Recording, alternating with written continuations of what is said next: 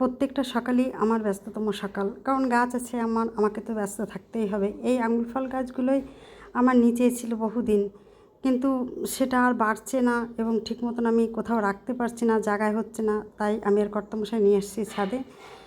আর এই যে শাকগুলো, এই শাকগুলো কখনোই আমি লাগাই না, কিন্তু প্রতিনিয়ত এরা আমাকে শাক দিয়ে যায়, কারণ এই বীজ থেকেই অটোমেটিক শাক হয়ে যায়। বাগানে ফুল আছে, সেগুলো তো আমাকে তুলে নিতেই হবে, কারণ ছাদে যখন এসছি ফুলগুলো তুলে নিয়ে যাই, তাহলে একসঙ্গে সব কাজই আমার করা হবে। ছাদেই আমার তুলসী পাতা, বেলপাতা আর এই যে দুব্বা, সমস্ত কিছুই ছাদে আসলেই হয়ে যায়।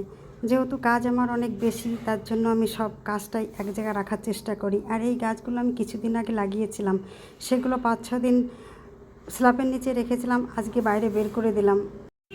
এইরকম ছাদে আসলে টুকটাক কাজ আমার থেকেই যায়। আর দেখেছেন কেমন প্রচণ্ড রোদ্দুর, সেখানে গাছে জল তো দুবেলা দিলেও মনে হয় যেন হয় না।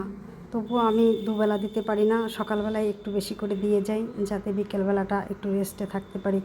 আর আমি বিকেলবেলা খুব একটা কাজ করতে পারি না। আর এটা হচ্ছে আমার মানি প্লান্ট গাছ, যেটা আপনারা দেখেছিলেন আমি লাগিয়েছিলাম। ছাদের কাজ শেষ করে চলে এসেছি বাগানে। বাগান দুটো হলে যা হয়, একটা শেষ হতে না হতে আরেকটা। এদিকে কলাগুলো পেকে গেছে, কলাগুলোও কাটতে হয়। আজকে চলে এসেছি কর্তামশাইকে সঙ্গে নিয়ে কলা কাটতে, কিন্তু কলাগুলো এত ওজন, যেটা আমি ধরে রাখতে পারিনি, পড়ে গেছে, অনেকগুলো নষ্টও হয়ে গেছে। তা সত্ত্বেও যেগুলো আছে সেইগুলোই নিয়ে চলে আসছি। গাছে কিছু আমও হয়েছে, সেগুলোও পাড়ার দরকার, করতে তো হয় কত কিছু। এদিকে আমার জবা ফুল গাছ এত বড়, তার জন্য আমি একটা কুটা তৈরি করছি, কারণ ফুল আমি হাত দিয়ে পারতে পারছি না, তার জন্য কুটা তৈরি করেই ফুল গাছ থেকে আমি ফুল তুলছি। দেখুন এত বড় হয়েছে আমার গাছগুলো, যেগুলো আমার পক্ষে তোলা সম্ভব না, আমার কেন কারো পক্ষে তোলা সম্ভব নয়। আর বাগান ভরা ফুল সকালবেলা না তুললেও ভালো লাগে না।